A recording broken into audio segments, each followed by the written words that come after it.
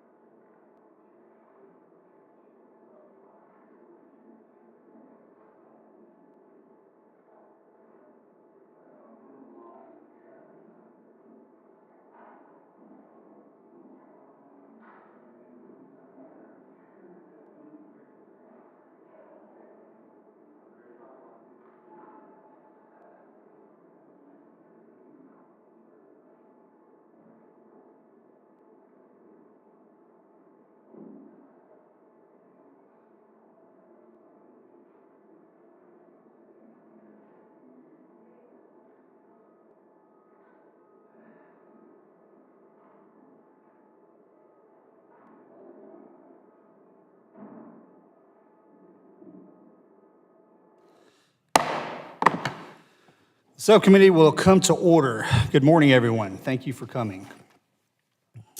Thank you. And here we are here today to discuss VA's management of disability exams. We will also have the opportunity to hear from our Office of Inspector General and Government Accountability Office about their work and recommendations on this matter. VA disability exams are crucial to ensuring the veterans receive accurate decisions on their disability claims. They are an important piece of the veterans' disability claim file and a step towards ensuring that veterans can receive their earned benefits. Congress first granted the VA the authority to contract disability exams out in 1996, and the program has grown exponentially since. This freed up many of our VHA providers who were previously conducting disability exams to focus on patient care. The contractors are now responsible for roughly 90% of the disability exams veterans receive. Because of this, it is important that the VBA is conducting proper oversight of the contract medical exam program. Veterans deserve timely and high-quality decisions. From the first step of writing the contracts to issuing guidance to the contractors, to providing training, to holding the companies accountable for errors, this responsibility starts at the top. In 2018 report, GAO found that only one contractor was meeting the VA target accuracy rating. As of today, VA reported that overall quality has been trending up for the past 6 quarters, and the overall quality score is 90%.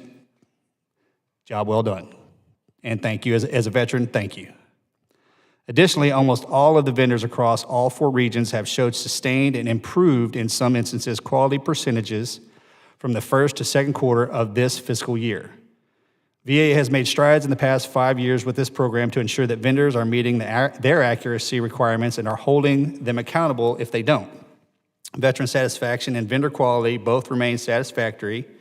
However, the production percentages for all vendors are seemingly not meeting contractual requirements. I am interested to see how VA is going to address this issue and what steps are being taken to rectify the issue. VA has made strides to implement the recommendations from the GAO and the OIG, but there's always room for improvement, especially with programs of this magnitude. That being said, more veterans have been applying for benefits since the passage of the PACT Act. Exams, scheduling requests are up 30% so far, and of these, 39% are connected to the PACT Act itself. VA must exercise effective oversight as the number of exams rise. I am looking forward to hearing from the GAO and the OIG on their relevant work, as well as updates from VA on how they are implementing their recommendations. I want to thank everyone again for being here today, and I'm looking forward to a fruitful conversations. With that, I yield to the Ranking Member Pappas for our opening statement. Thank you very much, Chairman Luttrell, and good morning, everyone. It's great to have you joining us for today's hearing on compensation and pension exams at the Department of Veterans Affairs. Since this subcommittee's last hearing on C&P exams, VA appears to have made some progress, but I'm concerned that there may be lingering effects of the COVID-19 pandemic, and the passage of the PACT Act last year is certainly already showing up in the backlog of exams. The C&P exam is a critical step in the disability claims process. C&P exam findings are frequently used to decide whether VA will grant a veteran disability benefits. Ensuring these exams are conducted accurately and in a timely manner is critical to ensuring that veterans have a streamlined and reliable process so they can receive their deserved benefits as soon as possible. In our last hearing on C&P exams, VA indicated that its goal was to get the inventory of pending exam requests down from the 350,000 they were seeing at the time to a working level of about 140,000. Now, the latest data we've received indicates that the number of pending exams is still over 300,000. At the same time, we're aware that contract exam providers are still conducting over 90% of the exams, and this underscores the need for congressional oversight to ensure that veterans are satisfied and that taxpayer dollars are not being wasted. Now, I hear from veterans all the time. I hear countless stories, actually, of veterans who've had abysmal experiences trying to schedule an examination with VA contractors. One veteran in my district said that a contractor simply told him that he needs to show up for an appointment on August 30th, provided no additional information or location for the appointment, and it took a conference call between our office and the contractor to get to the bottom of this and get the veteran the information that they needed. And this kind of experience is just unsatisfactory. We also need to hear today from VA's witnesses about a solid plan for how they intend to get the number of pending exams down, utilizing all resources at VA's disposal, including contract providers and VHA providers. The timeliness of these exams is also a major contributor to VA's claims backlog, claims that have been pending for more than 125 days. Data the committee has received from VA shows that the claims backlog has risen from 77,000 at the beginning of the pandemic to over 250,000 as of last week, which is almost a third of the 871,000 claims currently being processed by VA. The committee has heard from VA that VHA and the contract exam providers have capitalized on the lessons learned from the pandemic and are maximizing the use of telehealth technology where appropriate. This is mostly used in mental health exams, but I imagine that it's far more convenient for the veterans than having to drive dozens or even hundreds of miles for an appointment. I hope that VA continues to research ways to maximize the use of teletechnology to facilitate exams for veterans where possible. While the growing number of pending exams is a major concern, we must also talk about the quality of these exams. Recent reports from the Government Accountability Office and the VA Office of Inspector General have raised some concerns about how VA assesses the quality of exams and what is done once exams are deemed inaccurate. I'm also incredibly concerned that decisions are being made about veterans' benefits before those exams' quality are checked by VA. What happens if the exam leads a rating official to grant benefits inappropriately? Many veterans cannot afford to have benefits clawed back after the fact. So we need to have confidence that when a rating decision is made, it is made using complete and accurate medical information. I hope to hear how VA is guaranteeing that the exams used to decide benefits are complete and accurate. This subcommittee has a long history of oversight of the C&P exam process. This isn't the first conversation that we've had about the quality of exams. We've heard that VA has taken appropriate steps to improve oversight, but I hope to hear from GAO and OIG whether they agree with VA's assessment of its oversight. A part of this conversation that I really don't want to get lost in this is that the process is meant to help veterans. As I've already made clear, I've heard stories from veterans about how the C&P exam process can be inconvenient, cumbersome, and inaccessible for some veterans. One veteran in my district in New Hampshire talked about getting an appointment scheduled for him more than 5 states away in Illinois. And there are cascading effects from contractors not communicating well with veterans in a transparent and timely manner. Another constituent of mine submitted a claim but didn't receive a response for 2.5 months.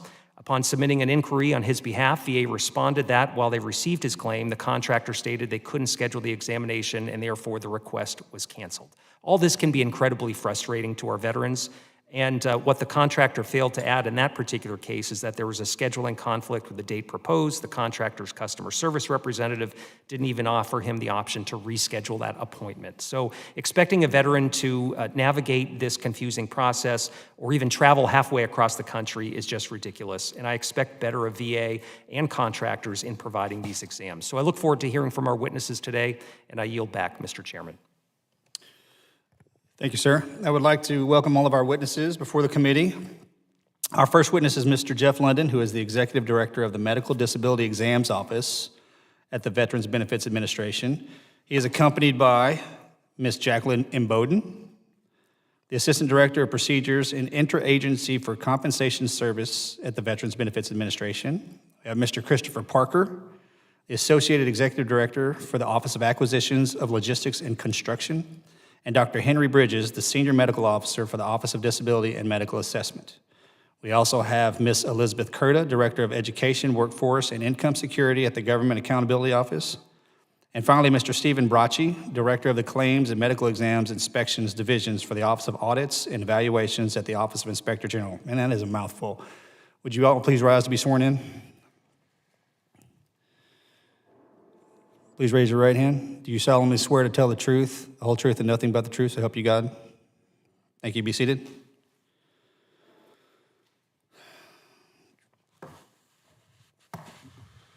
Thank you for being here today, Mr. London. You are now recognized for 5 minutes to deliver your opening statement. Good morning, Mr. Chairman, Luttrell, Ranking Member Pappas, and distinguished members of the subcommittee. We appreciate the opportunity to appear before you today to discuss the disability examinations administered by the Department of Veterans Affairs. I'm joined by Jacqueline Imboden from Compensation Service, Dr. Henry E. Bridges Jr. from the VHA Office of Disability and Medical Assessment, and Christopher Parker from the VA Office of Acquisitions, Logistics, and Construction. Mr. Chairman, I want to highlight the collaboration with VHA, OIG, and GAO in the overall improvements of the exam oversight process. We have made great strides this fiscal year with exam vendors completing over 1.9 million appointments consisting of over 200,000 acceptable clinical evidence, or ACE exams, and over 160 tele-CMP appointments, a 5% increase over fiscal year 2022.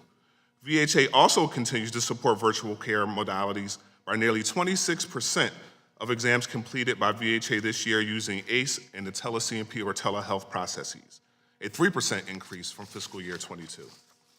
VA welcomes the oversight of VA OIG, GAO, to improve services for veterans and has worked closely with both entities to resolve outstanding issues related to VA medical exams. For example, as a result of the GAO report on license portability, VBA updated guidance and contractual language, removing ambiguity, and established procedures and additional audits to address those concerns. GAO also issued a report identifying potential risks regarding exam quality and capacity. VBA is working collaboratively with VHA to execute a comprehensive workload allocation plan for CMP exams, including an assessment of the PACT Act on exam capacity. VA OIG found that VA needed to implement a process to monitor and assess vendors' compliance with contractual mileage and reimbursement requirements. In March of 2023, we expanded oversight activities by modifying our third-party financial audit contract. OIG further examined VA's governance and accountability for exams, as well as VBA's disability exam inventory during the COVID-19 pandemic. Based on a collaboration between OIG and VBA, all actions have been completed and both reports were closed as fully implemented. Along with OIG and GAO, VBA consistently monitors quality, customer satisfaction, timeliness, and production.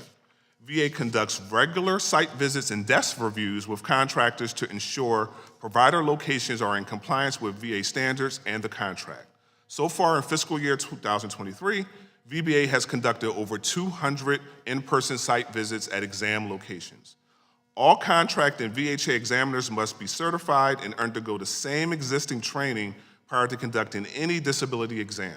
We also have third-party contracts that include invoice validation and verification of examiners' credentials, licensing, and training. Internally, VBA performs monthly quality reviews of DBQs completed by exam vendors reviewing for accuracy and completeness. We also conduct special reviews and share feedback on specific exam types, providers, or based on error trends.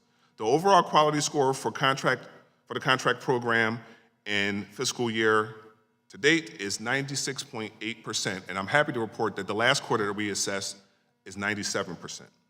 VA vendors continue to expand their provider networks and their internal workforce to increase exam production.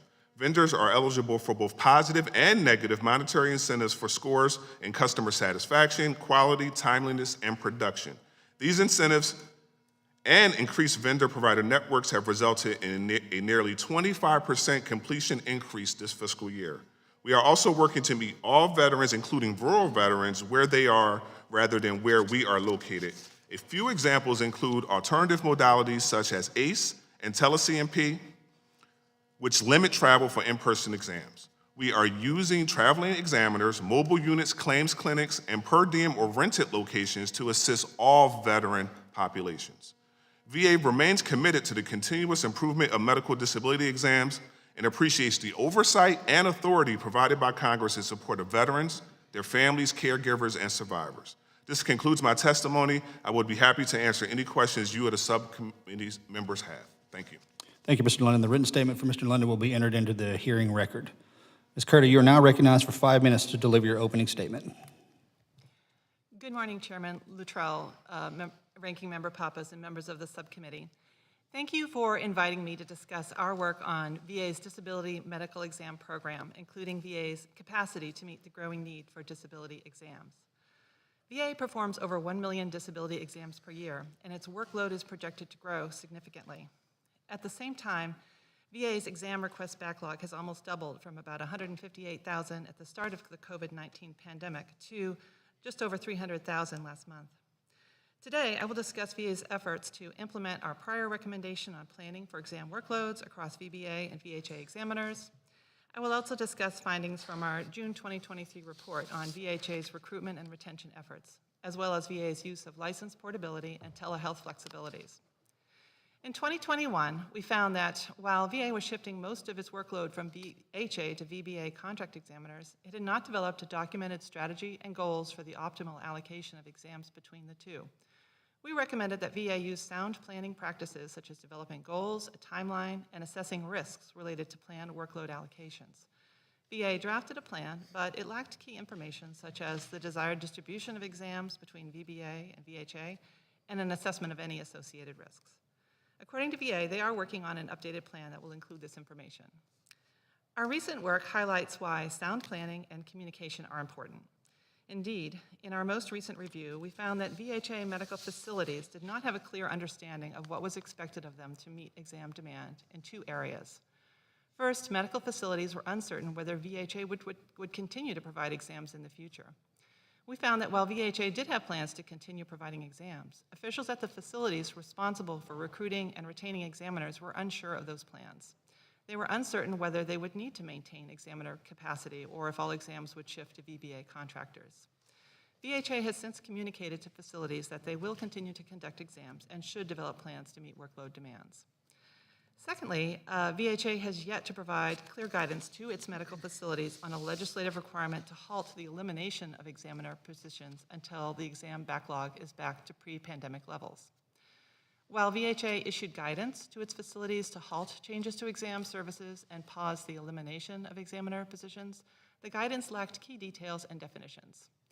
As a result, facilities had different interpretations of the changes they could make. For example, one facility said they were not supposed to eliminate examiner positions in their organization chart, but they could leave these positions vacant as examiners retired or left. Another facility said the guidance left them leeway to continue moving away from conducting disability exams and prioritizing clinical care. We recommended that VHA clarify the guidance it provided to medical facilities to help them position them to meet veterans' exam needs. Now I'd like to turn to VA's use of two flexibilities that have helped the agencies to meet exam demand: license portability and telehealth. First, VBA has been using license portability to allow more types of providers to perform exams in states other than where they are licensed. While this flexibility has helped VBA to meet exam needs, we found the agency provided incorrect information to its vendors on who was eligible. For example, VBA mistakenly told contractors that dentists were eligible for license portability. VBA has since rectified these issues. VBA also did not adequately monitor the contractors' use of license portability and were unaware that non-eligible providers were being used. We recommended that VBA develop a way to regularly monitor vendors' use of portability. Since our report, the agency developed guidance for monitoring portability use. We also recommended that the VA assess any potential risks caused by ineligible providers conducting exams. The agency has not yet fully implemented this recommendation. Finally, both VBA contractors and VHA increased their use of telehealth during the pandemic, especially for mental health exams, and both continue to use this flexibility, citing several benefits such as more convenience for veterans who can't travel long distances and the ability to provide exams in difficult-to-reach areas. In summary, with the influx of exam requests and growing backlog, implementing our recommendations to plan for workload allocations, clearly communicate VHA exam capacity expectations to medical facilities, and conduct adequate oversight can help the agency to improve their capacity to serve our nation's veterans. This concludes my prepared statement, and I will be happy to address your questions. Thank you, ma'am. The written statement of Ms. Curtis will be entered into the hearing record. Mr. Bracci, you are now recognized for 5 minutes to deliver your opening statement. Thank you and good morning. Chairman Luttrell, Ranking Member Pappas, and members of the subcommittee, thank you for the opportunity to discuss the OIG's oversight of VBA's contract medical exam program, which is administered by its Medical Disability Examination Office, or MDEO. The OIG has maintained oversight of this program due to its effect on veterans' disability compensation benefits, as well as the billions of dollars VBA pays contractors to conduct these exams. I will highlight 3 OIG reviews showing gaps in MDEO's oversight of the program and describe how these weaknesses can affect veterans' experiences with the disability claims process. First, our 2022 comprehensive review of the contract medical exam program found significant deficiencies that stemmed in part from limitations with VBA's oversight at the time of the review. We found specific issues with governance, accountability, communication, and contract language. During our review, vendor exams did not consistently meet accuracy criteria, and contract wording restricted MDEO's ability to apply monetary disincentives to hold vendors accountable. Further, MDEO did not communicate errors it identified to VBA's Office of Field Operations or to its regional offices, which resulted in claims decisions based on erroneous or incomplete information. MDEO also did not analyze all readily available quality assurance data to help identify and correct systemic issues. We made 4 recommendations, including assessing and modifying contract language, communicating exam errors to all appropriate VBA offices, and analyzing available error data to help improve the program. All 4 recommendations are closed as implemented. Our most recent review responded to veterans' concerns that they had to travel excessive distances for exams. We examined MDEO's monitoring of contractual mileage requirements because this travel can place a physical burden on veterans and increase VA's costs since veterans receive mileage reimbursements for driving to their exams. Although the contractors are required to get veterans' express consent to travel beyond 50 miles for non-specialist exams and 100 miles for specialist exams, our team found that MDEO was not fulfilling its responsibility to monitor this requirement. MDEO's leaders did not consider it a priority given what they described as the small percentage of veterans affected. They did not realize the impact until our team informed them that over 65,000 veterans, or 11%, were required to travel beyond the mileage restrictions at the time of our review. The OIG made 3 recommendations that focused on VBA overseeing vendors' compliance with mileage and travel reimbursement requirements, as well as collaborating with vendors to ensure their portals include proper documentation of express consent and mileage reimbursement information. All recommendations will remain open until we see evidence of sustained progress. The 3rd review examined VBA's efforts to schedule and conduct disability exams during the pandemic. We found that VBA took significant actions to limit veterans' exposure to COVID-19 by canceling in-person exams and provided guidance to the field regarding when it was appropriate to reschedule exams to ensure cancellations did not result in claim denials. However, we found first that early in the pandemic, guidance was unclear and led to inappropriately denied claims due to canceled in-person exams, and second, that VBA's strategies for addressing the exam inventory required more attention and testing to ensure personnel are fully prepared for future emergencies. We made 2 recommendations to VBA: improve its strategy to reduce the exam inventory through in-person, telehealth, and acceptable clinical evidence exams, and implement a plan to increase the use of telehealth exams. We closed the first recommendation as implemented. The second recommendation was closed as not implemented because VBA did not carry out its original action plan due to changes in circumstances. In conclusion, one of the critical foundations of accountability of any program is effective quality assurance and monitoring to detect and resolve issues. MDEO needs to improve its oversight of contract exam vendors and better communicate with other VBA offices to ensure veterans receive the benefits they are entitled to through VA's disability programs. The OIG remains focused on conducting oversight work in this area to help improve veterans' experiences during the claims process. Mr. Chairman, this concludes my statement, and I would be happy to answer any questions you or members of the subcommittee may have. Thank you, Mr. Bracci. The written statement of Mr. Bracci will be entered into the hearing record. We will now move to questioning. I recognize myself for 5 minutes.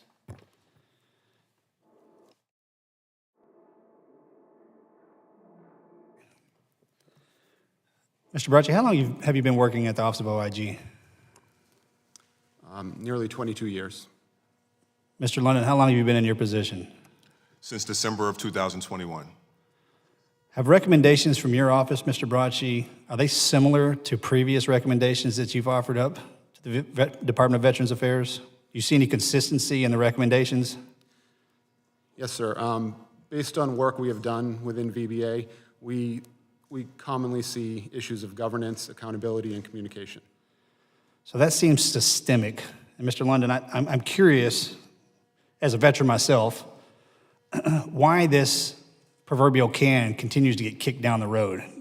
Can you give me some insight on why if the Office of Accountability is providing this information to the VA, why this continues to happen. Thank you very much for the question. First, let me tell you that oversight and compliance is near and dear to my heart.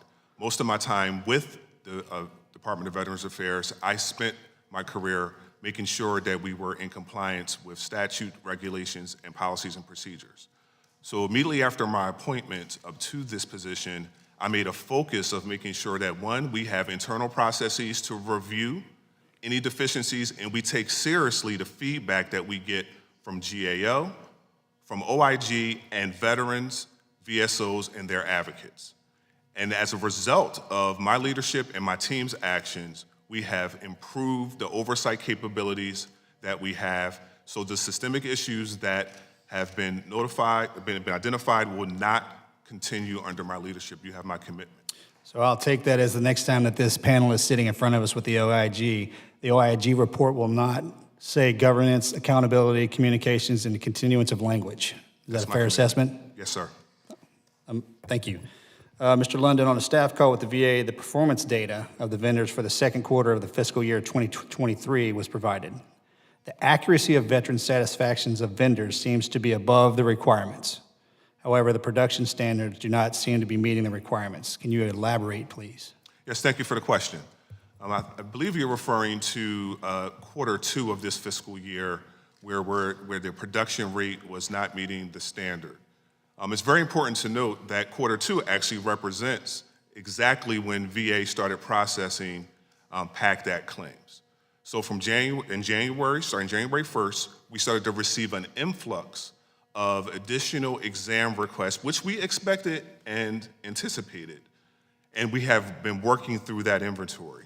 What we have subsequently done to make sure that we are meeting the demand of our veterans, we have changed the production requirement to match the receipts that we're getting and the projections that we have for exams.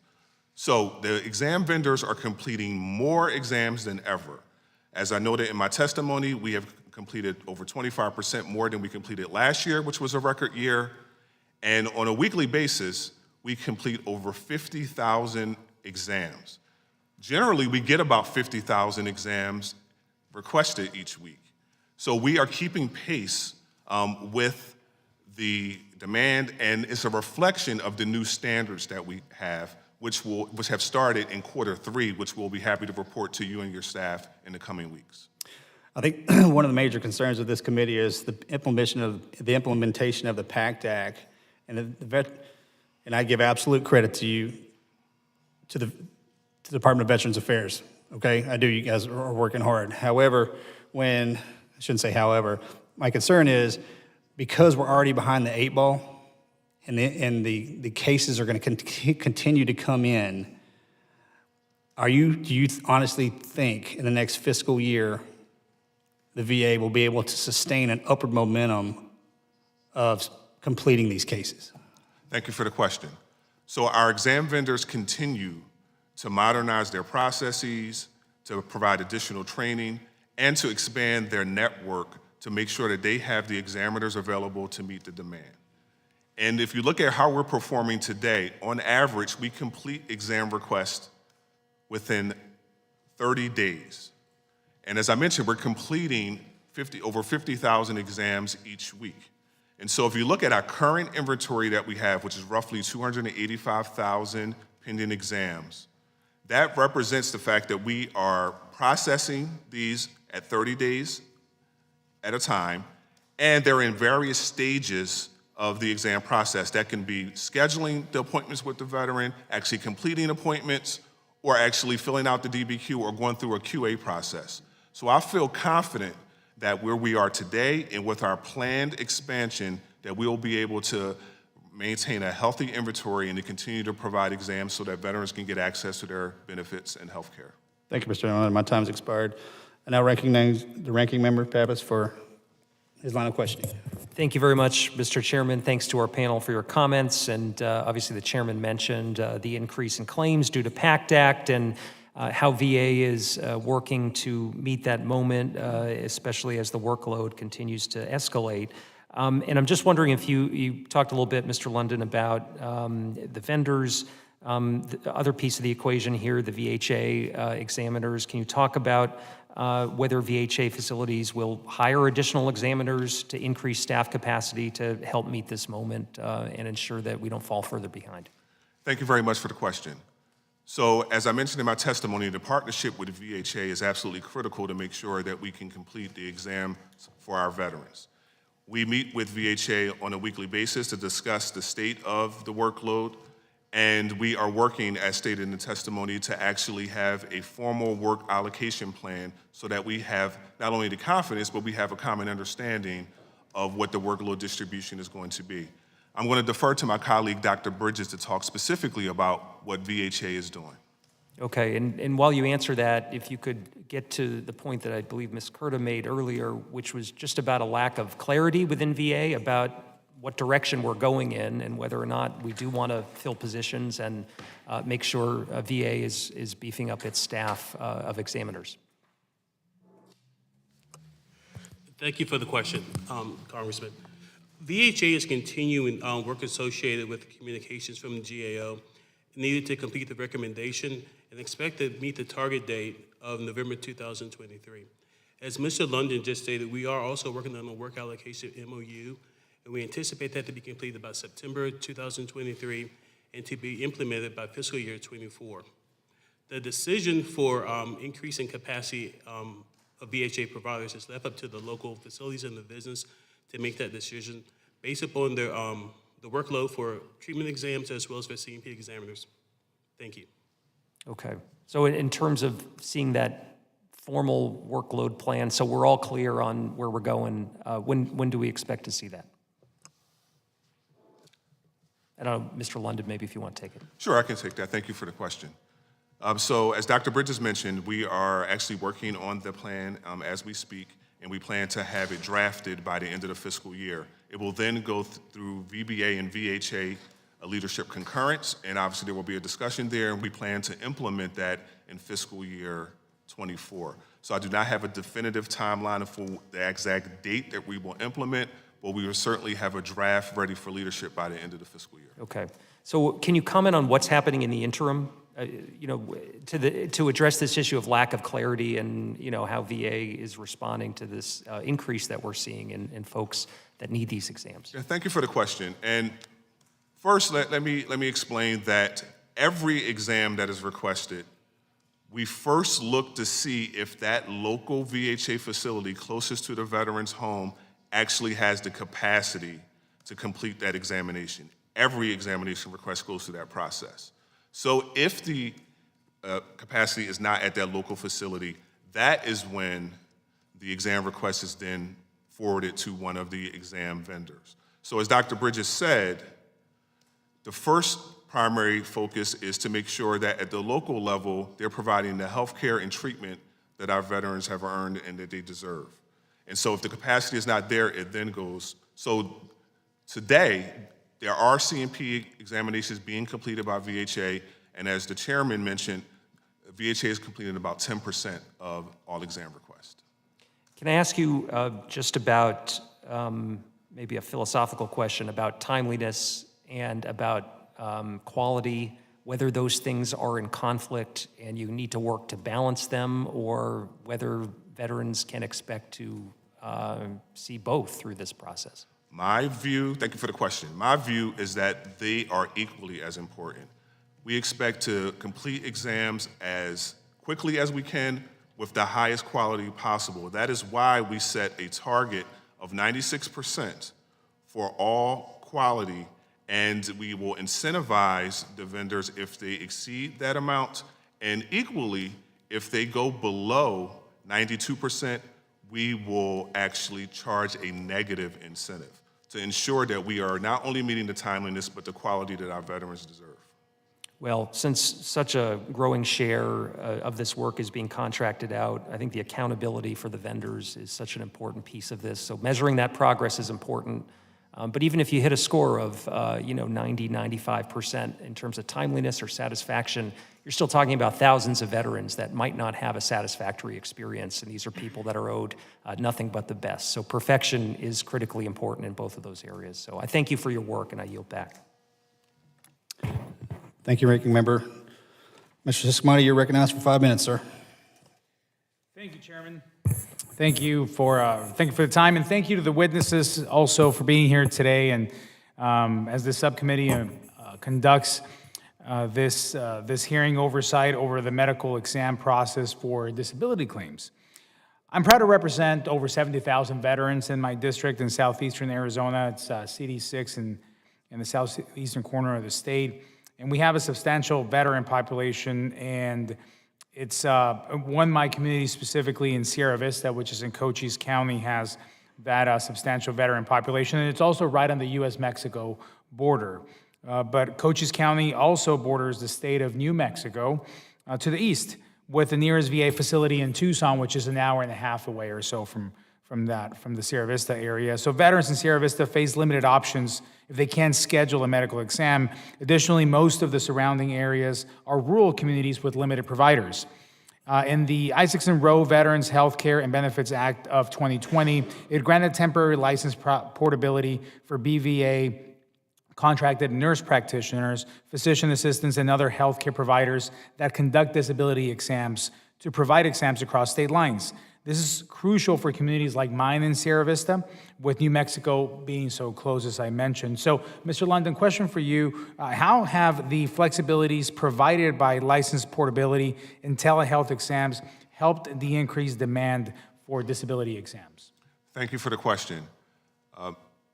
Without that flexibility, I believe that we would not be able to keep pace and to report the numbers that I stated earlier about the increased production and how I feel confident that we're managing the exam request appropriately. The vendors have utilized that authority to actually have traveling providers to go to places like your state to ensure that veterans can get the exams that they need. We also have a fleet, the vendors do, have a fleet of mobile exam units. There are approximately 28, and as we speak, they're adding more to the fleet, where we're actually not only sending traveling providers, but we're actually going into the communities where veterans are. And we've actually started doing in-person events across the country where instead of having veterans to travel, we're going to them, especially in rural communities like the one that you serve. So I feel as though that particular authority has enabled us to be able to meet that demand and meet veterans where they are. Well, you kind of answered my next question. If there's anything you want to expand on that, my follow-up was going to be, how do these flexibilities address the needs of rural veterans and ensuring they're able to receive quality and timely exams as well? As I mentioned, with, quite frankly, the state border lines with New Mexico being almost the same distance as the closest nearest facility. The mobile facility, if you go into them, that's an example. Anything else you can think of that is making this access better and wider for the veterans there? Yes, thank you.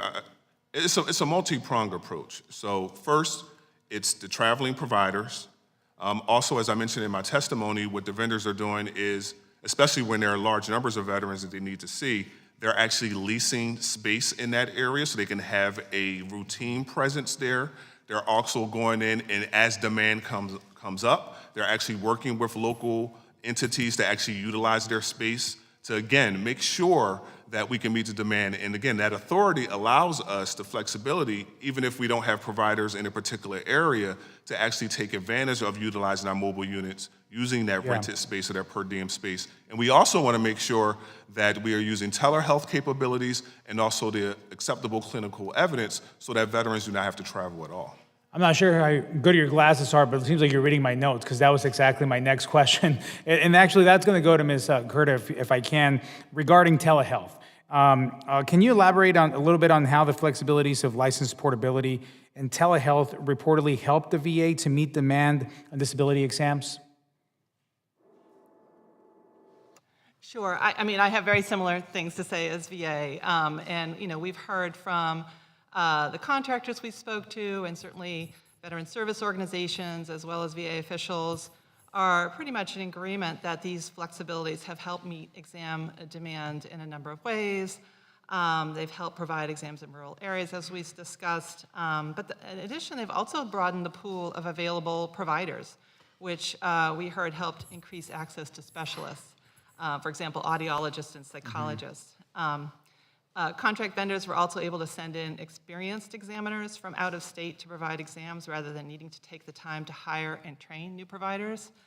And finally, in addition to helping provide exams for rural veterans, we also heard that telehealth helped provide safer exams during the pandemic, saved some veterans time from traveling long distances, and eased physical space constraints experienced by VHA and vendor facilities so they could complete more exams. Thank you. I'm out of time. I just want to say that we realize that we need to clarify some technical issues here and guidelines regarding the license portability.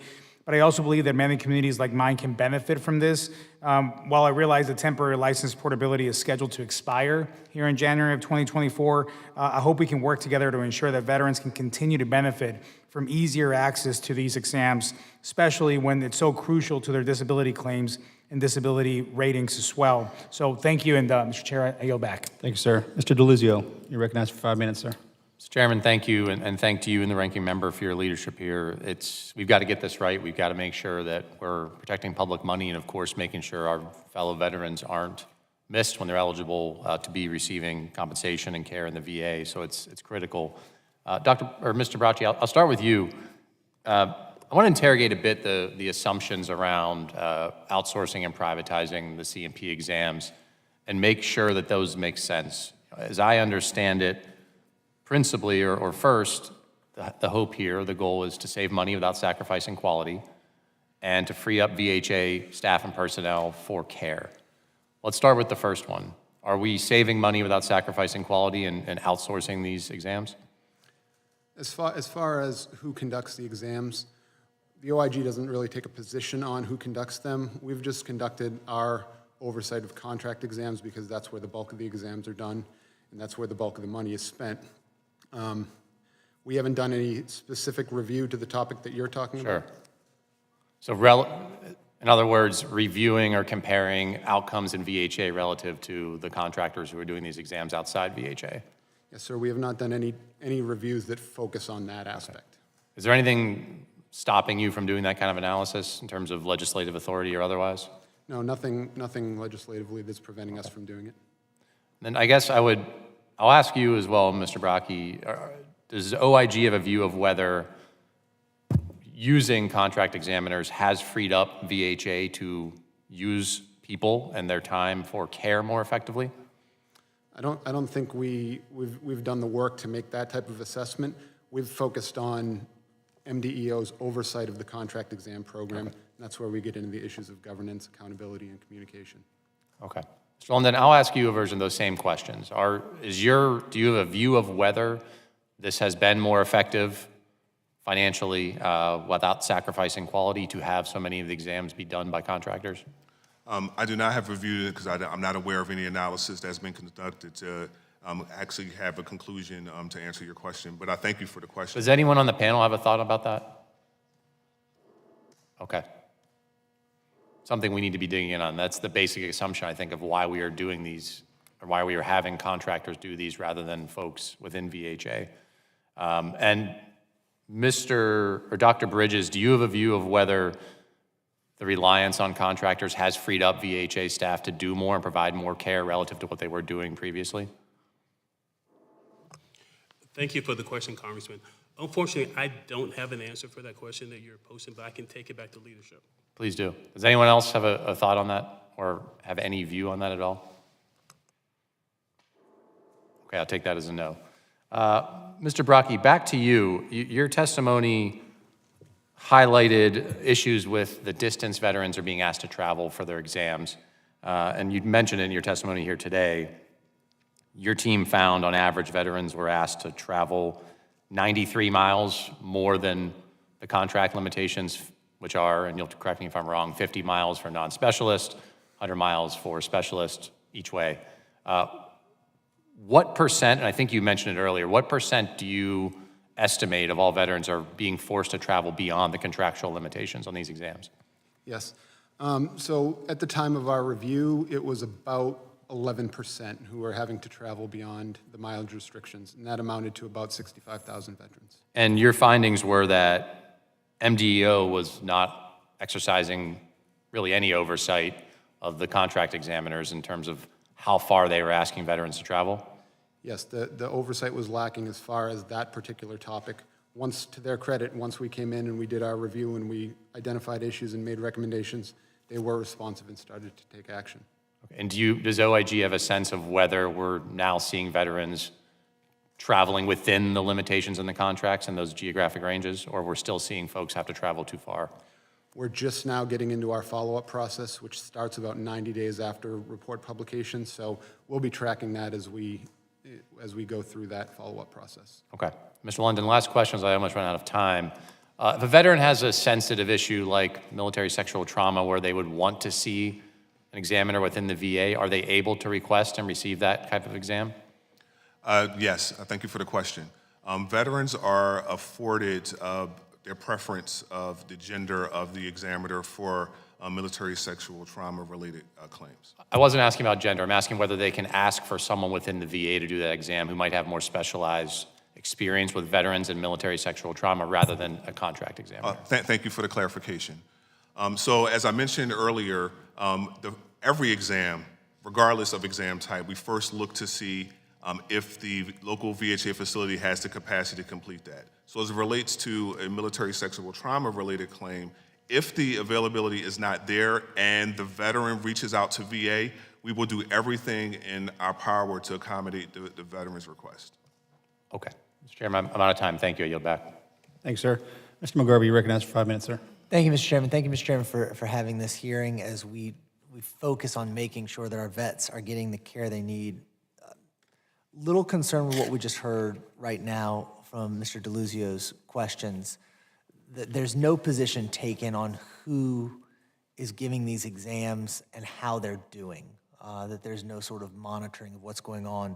When in the conclusion of the statement, Mr. Brockie, that you offer to the committee, it says the OIG has found that MDEO needs to improve its quality assurance processes and better monitor its contract exam vendors to help ensure veterans receive the benefits they are entitled to through the VA's disability programs.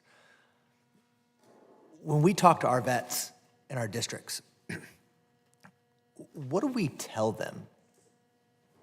You guys know there's a problem, and right now there's seemingly no answers on what we're going to do about it.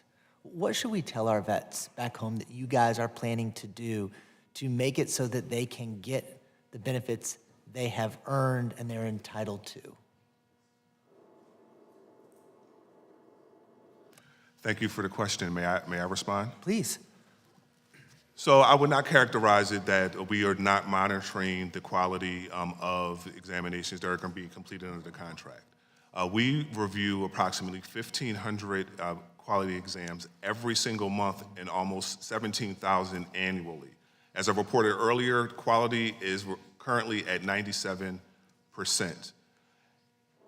OIG identified that we had an opportunity to improve our communication, which we have done. So on a monthly basis, we send our quality errors to the Office of Field Operations that work with the claims processors at each regional office to ensure that any errors that we identify does not negatively impact the veterans' access to benefits. So I would characterize that we have a strong program and we have adequate oversight and we're communicating information and we see improvement each and every month. And I'm glad for that. I mean, again, we want our vets to get the care they need. I think everybody on this panel wants our vets to get the care they need. We're appreciative of the work that is being done to help take care of our veterans, but obviously we want that work to be the best. And, you know, so one of the things we're talking about 97%, we're talking about these numbers. There's still an incredible backlog. So, I mean, I understand why we're needing contractors. We want to make sure those contractors are doing a good job and addressing the backlog that exists because, you know, right now the current number of CMP exams outstanding is 300,000. And I know that there's some COVID concerns. It's still over 250,000 backlogged exams, but COVID alone doesn't explain the backlog because prior to the pandemic, the backlog was about 160,000. So these issues have been a long-standing area of concern. So we've got to get the backlog. We want to make sure that in getting the backlog, the veterans are having quality exams done by these contractors. So you know, what can we do to help? What can Congress do to help this backlog? What resources do you need? What legislative changes do you guys recommend, if any, that we can help with? Thank you very much for the question. I go back to one example is License Portability Authority. First, renewing that authority or making it permanent as VA requested, and also giving VA the authority to expand the types of providers that can utilize that authority. I believe that will allow us to make extreme inroads on the already excellent progress that we're making in completing exams on average in 30 days. I appreciate that. And so just one last question, because we're getting short on time.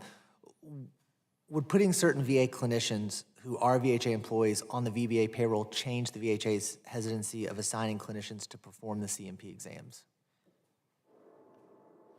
Thank you for the question. I'll defer that question to my VHA colleague, Dr. Bridges. Can you repeat the question for me? Sure.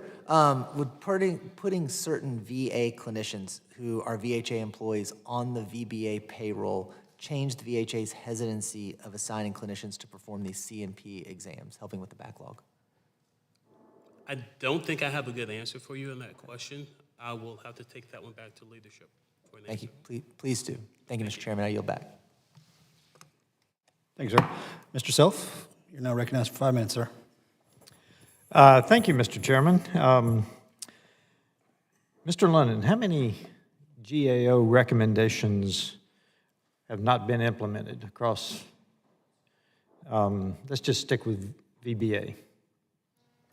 Across VBA, not just my office? Yeah. Thank you for the question. I just wanted to clarify. We'll have to take that back and get back to you. I don't have that number offhand. Yeah, from the macro perspective, across VA as a whole, it's in the hundreds. That's from the macro. So, Mr. Bracci, am I getting that right? Yes, sir. I've heard the incentives that the providers, that the contractors have.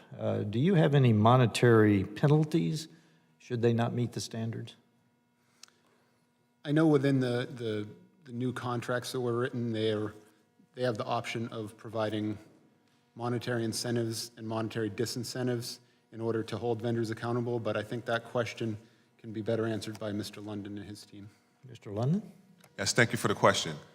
For each of the 5 performance elements that we have, quality, customer service, timeliness, average days that an exam request is pending, and average days to complete an exam request, all of those particular performance measures are eligible for both incentives and negative incentives.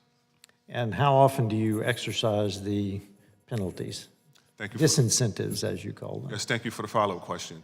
As Mr. Bracci mentioned, we just recently changed the contract to be able to specifically address quality and customer service. Before, we didn't have elements to do those. However, before, we focused on production and timeliness, and we have assessed negative incentives exceeding $26 million. Okay, that's good to hear, because my experience, as short as it is in Congress, the administration responds primarily to money. So I want to talk about the density of your contract examiners, because as we talk about time it takes, Mr. Bracci, I think I'm back to you. The time it takes for veterans to get to an exam, do we have the density of contract examiners that we need, or is this, are they located primarily in urban areas? Talk to me about the rural areas. Yes, sir. As far as questions of resources and process, I think Mr. London would better answer that. Thank you for the question. So if you look at where VA facilities are located, and you look at where the contractors either have their branded locations or they have partnerships with third-party examiners, we are exactly where VHA facilities are. And we also have density into some rural areas as well. As I mentioned before, we utilize the License Portability Authority to have traveling providers to go to those communities. We also have mobile units that go there. So from a density standpoint, we are located where large populations of veterans reside, and for those areas where veterans are in rural communities, we're doing everything we can to go to where they are so they do not have to travel long distances. I know that broadband is an issue in some rural areas, including part of my district. Does the lack of broadband hinder your telemedicine attempt? And thank you for the question. In some limited situations, I have heard of circumstances where the veteran either does not have the equipment or the access to broadband. As far as the equipment, the vendors do have the capability to actually send equipment to the veteran so they can participate in a telehealth exam. As far as the broadband availability, there are unfortunately situations where I know veterans do not have access to that capability. So how often do you send equipment to them to use? That's interesting. Yeah, thank you for the question. That's at the veteran's request. I'll have to take that back to give you definitive numbers, but I do know that that capability is being used across our vendor network. I would like to get that answer. That's very good. Okay, my time is up, Mr. Chairman. I yield back. Thank you. Thank you, Mr. Self. To the panel, we have the ranking member, and I have a few more questions for you. I recognize the ranking member, sir. I'm all set. You're good? Okay. Well, I have a question. Mr. London, pre-hearing brief with the staff mentioned that the total cost for the contract programs, including exams, salaries, and reimbursement for OIT, among other things, was roughly $2.3 billion last fiscal year, but not all was used. How much was left over? Thank you very much for the question. I do not have the direct number that's left over, so I'll be sure to come back to you because we actually have that number still available because we have not de-obligated those funds because there are still invoices that are being processed from last fiscal year. So the remaining funds will be utilized where we sent them initially? That's correct, and any unused funds will be de-obligated and sent back to Treasury. Okay. Mr. Bracci, when you finish your report, who is the first person you send that to inside the department? A name. I want a name. There's a group within VBA who we Nope, somebody's in charge. One person. Who is it? Our report and recommendations go directly to the Undersecretary for Benefits. It goes through an office, but Remind me who that is, please. Mr. Jacobs. Mr. Jacobs. Well, I know who that is. All right, thank you. Ms. Curda, on your report, once it's completed and you send it out, who does that go to directly? Our recommendations are directed to whoever is most directly responsible for implementing them. So in the case of our most recent report, it was the Secretary of the VA, McDonough. Was Mr. McDonough? Yeah. Okay, thank you. Ms. Bowden, how are you today? Good, thank you. I just wanted you on the record so everybody knew that you were here. Thank you. All right.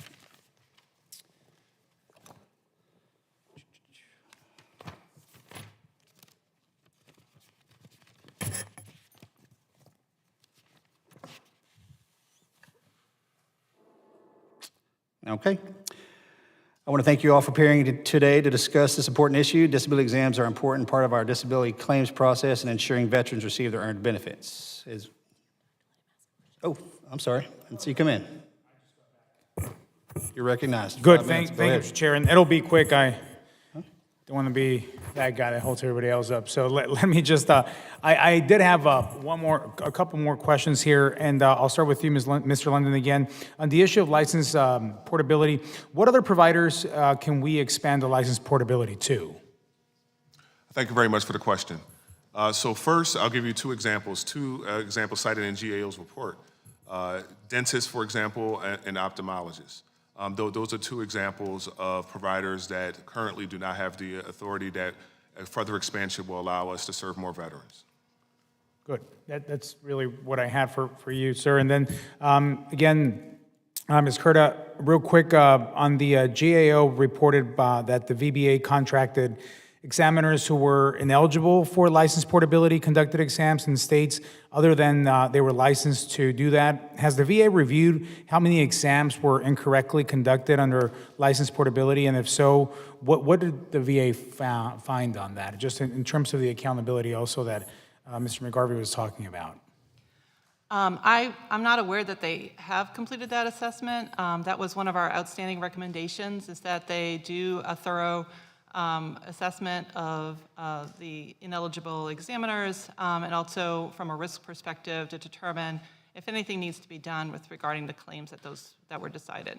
So I would just refer back to Mr. London to address their progress on that.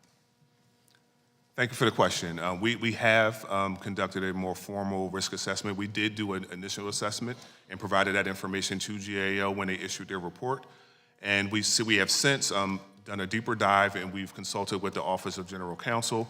And specific to your question, in the spirit of transparency, we did identify that approximately 300 veterans were impacted by the use of dentists and optometrists. So again, that analysis has been completed. We have made recommendations to leadership, and so that recommendation is being finalized, and we will share that information in the next coming weeks with GAO. I'm interested in getting a copy of that as well, please, and what's being rectified and what are the next steps to prevent that from happening again.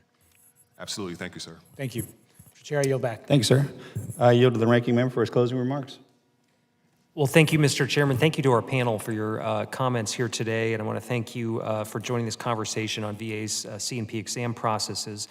It's clear that there's more work to do to ensure that veterans receive the exams in a timely fashion and in a convenient manner, and that the reports of those exams are complete and accurate.